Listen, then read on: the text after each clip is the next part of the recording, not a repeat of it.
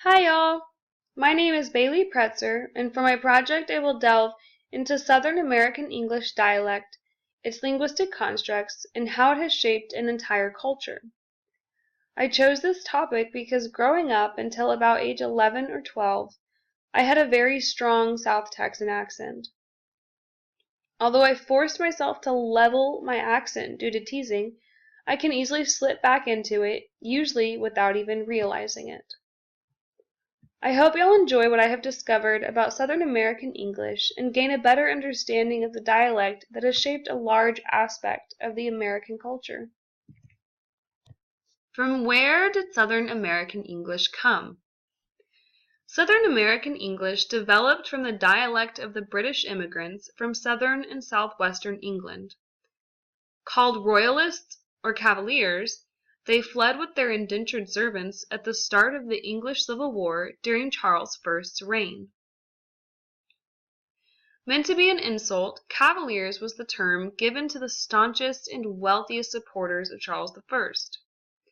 The grants that were given to these English aristocrats to develop the southern colonies became the first step in establishing a dialect that would come to be synonymous with the Southern way of life. For purposes of expediency, Southern American English will be referred to as SAE for the remainder of this presentation. Many features of their South England dialect are features which are indicative to SAE. For example, the South England drawl that would later become the famous Southern drawl. A particular feature of this dialect was the lengthening of vowels, turning monophthongs into diphthongs and even triphthongs. Glottal stops as a result of dropping the final T or D after consonants. The introduction of the word y'all among other words and colorful phrases, and emphasis on the first syllable as opposed to the second in everyday words such as July, police, and guitar. Diphthongs refer to a vowel that combines the sound of two vowels, such as in high, time, and ride. And monophthongs refer to a vowel that is pronounced as it looks, such as cat. The diphthongs were created from monophthongs in SAE contribute to the Southern twang that many people around the world have come to associate with the dialect, resulting in words like cat, fill, and red being pronounced like cat, fill, and red. In addition to diphthongizing words where one does not exist, SAE has distinctively taken words traditionally with the diphthong and transformed them into monophthongs, completely altering the pronunciation of words again.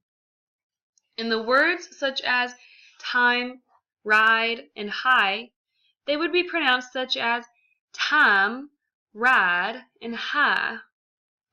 This feature of SAE can make it particularly difficult for those who are unfamiliar with the dialect to understand the SAE speaker. This has led to the development of glide deletion and the long I across various regions associated with the South, but can also be heard in some southwestern states.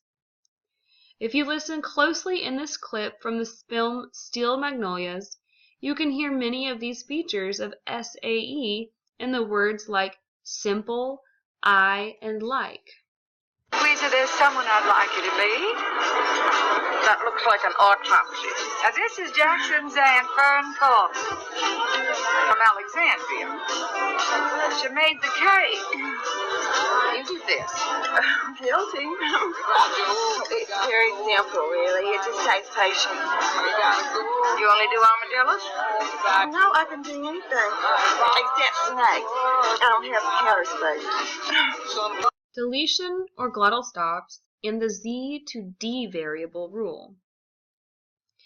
In SAE, deletion and glottal stops involving the letters T and D and Z respectively are common across SAE. The deletion of T and D at the end of words and after consonants is typical and could possibly be a result of the Southern drawl or twang. Additionally, D tends to replace the Z in negative auxiliary contractions. While this is not a hard rule, it's not uncommon to hear this across variations of SAE. As noted by two linguists, Wolfram and Christian, the use of D in place of Z is the result of a general rule whereby voiced fricatives can become their corresponding voiced stop. As you can see with the negative auxiliaries of wasn't and isn't, the T becomes completely omitted, and in a sentence would sound like, "It wasn't me," or "He isn't home yet." The Southern Vowel Shift. The Southern Vowel Shift is a chain shift that has occurred or been completed in SAE across the South. As described by three linguists in their paper, The Southern Shift in a Marginally Southern Dialect, the Southern Vowel Shift refers to a number of changes that affect several parts of the vowel system, including the acoustic repositioning of the front lax and tense vowel pairs, E and I and E, high and mid-back vowel, and A monophthongization. This helps to explain why some words have been diphthongized, monophthongized, and even the change in pronunciation of some words. And if you look at the diagram shown, you can begin to understand how the Southern Vowel Shift has created the Southern American dialect as we know it, or think we know it. In this short little video, you can see the SVS in action as a man reads his sentence in his SAE dialect, and then tries to read it in General American English. Yeah. Like just talking normal. Just right? talking normal. The dog licked the oil and everyone laughed. Okay, now say it without an accent. The dog licked the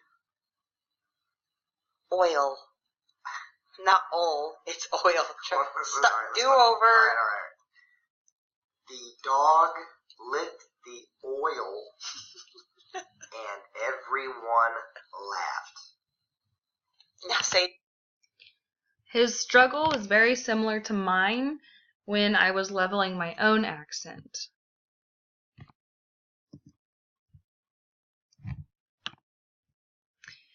First syllabic emphasis. Emphasis of the first syllable on words as opposed to the second syllable is common throughout the South.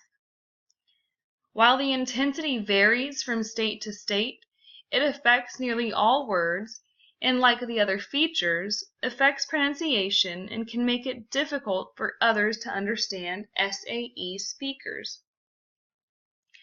The film Forrest Gump is a perfect example of the first syllable emphasis, and in this little video clip, Tom Hanks tells the story of the boy who played the young Forrest Gump, and how Tom Hanks created Forrest Gump's voice as we know it today.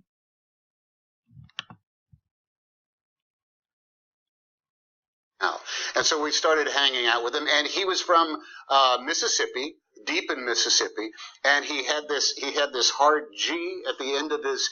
If he said it wasn't thinking, it was thinking. It wasn't making, it was making. And said, what does your father do? My daddy makes grease. That's what he said. And he said I don't understand. Is grease something you make? Yes. He says, what do you do with grease? Well, grease goes into all different sorts of products. I said, well, like what products? Oh, grease goes into lipsticks. And I was like, well, this is it. So somewhere I have cassettes, hours and hours of me just making chit-chat with a very young Michael Conner. But he doesn't talk like that anymore. No, he doesn't. It was just, we were 7, 8 years old. He was a young man, and that was the vernacular that we spoke in, and it was priceless. Oh, that's adorable. As you heard, you should have been able to pick up the dropped T at the end of those words as Tom Hanks was imitating the boy's speech, as well as the diphthongized yes and the first syllabic emphasis.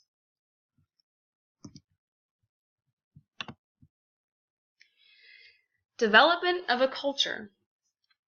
In addition to being its own dialect, SAE has built an entire culture that identifies strongly with the dialect. Everyone knows the country music genre and the associated dances, but it is also known around the world, with pockets of areas here in Germany even having country music nights and square dancing events.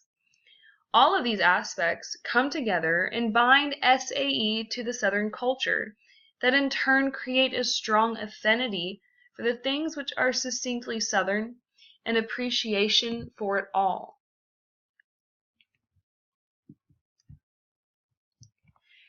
I hope y'all enjoyed my presentation on the Southern American English dialect, and to properly send y'all off, y'all take care now, you hear?